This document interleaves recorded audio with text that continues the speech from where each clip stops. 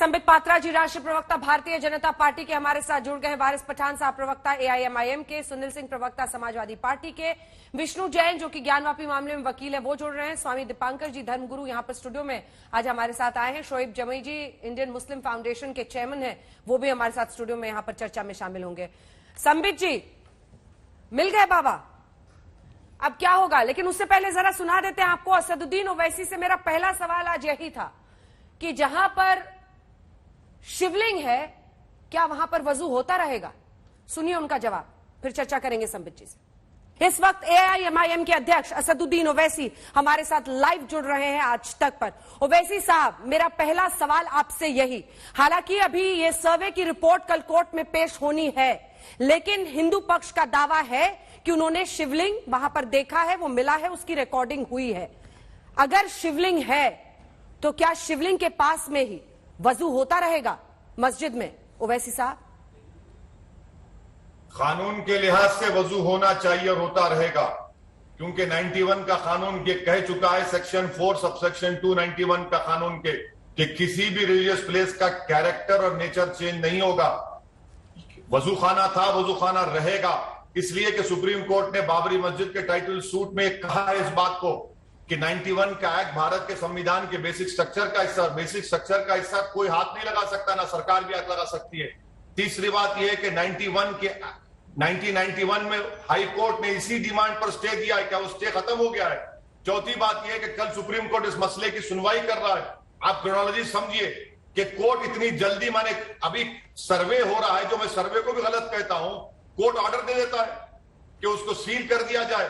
ये पूरी जिस तरीके से 1949 में बाबरी मस्जिद को छीना गया, कि जिस तरीके से मूर्तियां रखकर उस वक्त के डीएम ने मस्जिद को सील कर दिया और सिर्फ पुजारियों से पूजा करवाई, और 86 में राजीव गांधी की सरकार ने बगैर मुस्लिम पश्तो सुने ताले खुलवा दिए।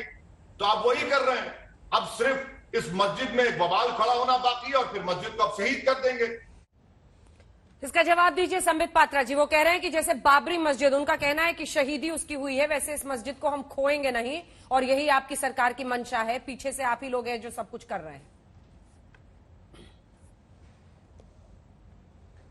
देखिए अंजना जी, पहले तो आपने मुझसे पूछा कि बाबा मिल गए क्या, और यहां चर्चा चल रही है बाबा मिल गए क्या। अंजना जी, मैं तो कहना चाहता हूं कि जैसे काले बादल सूरज को ढक लेते हैं, इसका अर्थ नहीं है कि सूरज का अस्तित्व खो जाता है। सूरज वैसा ही दैदीप्यमान रहता है, वहीं रहता है, वहीं स्थिर रहता है जहां था और जहां रहेगा। बादल छट जाते हैं, सूरज फिर दिखने लगता है। तो अगर एक विवादित ढांचे ने बाबा को ढक रखा था, उसका अर्थ ये नहीं है कि बाबा नहीं थे। बाबा वहीं थे, अनादिकाल से थे, अनादिकाल तक बाबा वही रहेंगे। बाबा का स्वरूप आज दिखा है, नहीं दिखा है, किस प्रकार दिखा है, ये सब कोर्ट का विषय है, ये भारतीय जनता पार्टी का विषय नहीं है। 5 हमारी बहनें कोर्ट में गई थी क्योंकि उन्होंने अपने आस्था के अनुसार कोर्ट में गुहार लगाया कि आज से 30 वर्ष पहले गौरी श्रृंगार जी की पूजा अर्चना होती थी जो मस्जिद के अंदर स्थित थी, हम पुनः गौरी श्रृंगार जी की पूजा अर्चना करना चाहते हैं। कोर्ट ने यहां सर्वे के लिए अनुमति दिया, सर्वे हुआ, सर्वे में कुछ तथ्य आया है, कल ये सामने आएगा क्योंकि कल कोर्ट में पेशी की जाएगी। मैं फेसबुक और ट्विटर में कई बार एक्टिव रहता हूं। आज एक हेमंत शुक्ला करके किसी व्यक्ति ने मुझे बड़ा अच्छा कविता भेजा है, मुझे लगता है वो चंद पंक्तियां मुझे पढ़नी चाहिए। अरुण रश्मियों ने काशी पे, अरुण रश्मियों ने काशी में फिर से उगने की ठानी है, औरंगजेब गजनी की मिटने वाली छद्म कहानी है। मिथ्या मेघ भला कब तक सच के सूरज को ढक पाते, देखो फिर नंदी से मिलने आते औढ़र दानी है।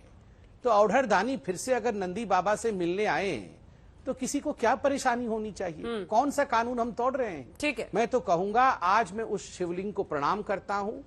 मैं उस शिवलिंग को प्रणाम करते हुए हर हर महादेव भी कहता हूं। ये अनंत कोटि वर्षों का तपस्या रहा होगा, जिन लोगों ने आज पहली बार उस शिवलिंग को स्पर्श किया होगा, उसका दर्शन किया होगा। ठीक है, विष्णु जी तो वहां पर थे अंदर में। विष्णु जैन जी, मैं इसके बाद फौरन आपके पास आ रही हूं, लेकिन वारिस पठान से एक सवाल जरूर ले ले।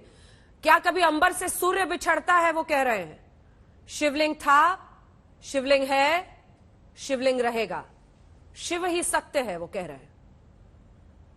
देखिए अंजना जी, ज्ञानवापी मस्जिद थी, ज्ञानवापी मस्जिद है, और इंशाल्लाह ता कयामत तक ज्ञानवापी मस्जिद ही रहेगी।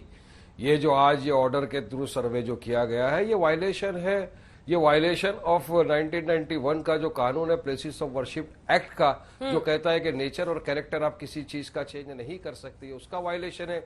ये वायलेशन है सुप्रीम कोर्ट के आदेश का, जिसने बाबरी मस्जिद का टाइटल सूट जब डिसाइड हो रहा था, आपने हमने सबने देखा, उसमें कहा था कि नहीं ये संविधान का एक अटूट हिस्सा है, इसको कोई चेंज नहीं कर सकता। तो पार्लियामेंट का बनाया हुआ कानून है, सुप्रीम कोर्ट का आदेश है, उसके बावजूद आप जाकर लोअर कोर्ट से एक ऑर्डर लाते हो, तो मेरी नजर में असंवैधानिक है।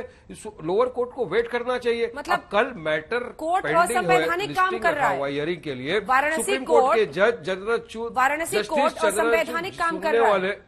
वकील साहब, नहीं पठान साहब, बिल्कुल बिल्कुल बिल्कुल मेरा ये, अरे मुझे संविधान ने अधिकार दिया है, अगर यदि मैं कोर्ट के इस फैसले से सहमत नहीं हूं, मुझे लगता है ये कोर्ट का ऑर्डर बराबर नहीं है, ये वायलेशन है पार्लियामेंट के कानून का, ये वायलेशन है सुप्रीम कोर्ट के कानून का, तो मुझे अधिकार है कि मैं उसका अपोज करूं, मैं उसके खिलाफ करेक्शन के लिए जाऊं सुप्रीम कोर्ट के अंदर। और गई है वहां की कमेटी सुप्रीम कोर्ट में, कल मैटर रखा हुआ है हियरिंग के लिए। ऑनरेबल जस्टिस चंद्रचूड़ जे उसकी सुनवाई करने वाले हैं, और उसके पहले आप आके यहाँ पे सब चिल्लान पुकार लगा दिए, बाबा मिल गए, बाबा मिल गए। अरे कुछ नहीं हुआ, वहां के जो वकील थे पक्षकार, उन्होंने कहा कुछ भी नहीं हुआ है। तो किस तरह का भ्रम फैलाया जा रहा है। ये इसी तरह इन लोग 1990 के अंदर किया था, अंजना जी आपको पता होगा।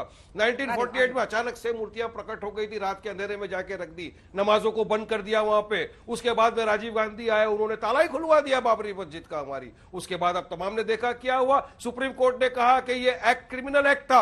हाँ वो बात अलग है, किसी को सजा नहीं हुई। उसी सुप्रीम कोर्ट ने किस तरह शहीद की गई, क्या आसमान से गिर गई, जमीन से उखड़ गई, सुप्रीम कोर्ट ने 91 के प्लेसेस ऑफ वर्शिप एक्ट के बावजूद अयोध्या में मंदिर निर्माण का आदेश सुनाया था। लेकिन जल्दी से संबित जी एक जवाब देना चाह रहे हैं, उसके बाद मैं विष्णु जैन जी के पास जाऊंगी जल्दी।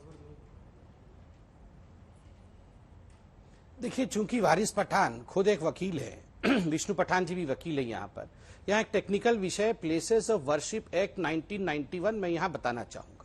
ये जो places of worship act 1991 PV Narasimha Rao ji लेके आए थे, उसमें कुछ एग्जेम्पशन क्लॉज भी है।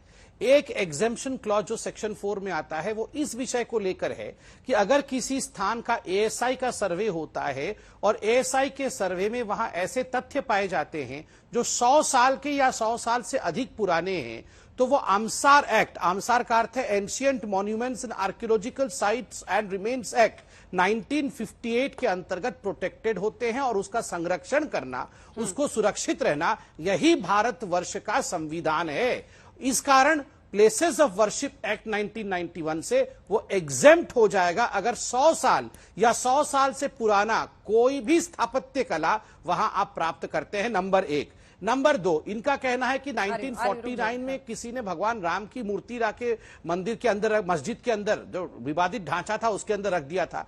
आप क्या कह रहे हैं, 12.8 जिसका पेरीमीटर है वैसा शिवलिंग लोगों ने उठा के रख दिया अंदर में। अगर आप खुद ही कह रहे हैं कि कुछ भी नहीं था तो घबराने की क्या बात है। आपका पक्ष तो कह रहा है कि कुछ भी नहीं मिला अंदर में, ऐसा कुछ भी नहीं हुआ, तो इतना घबराना क्यों है। असंवैधानिक है कोर्ट ने ठीक नहीं किया, मतलब आप जानते हैं मिला तो है, बाबा तो हैं, मगर यह मानना नहीं है।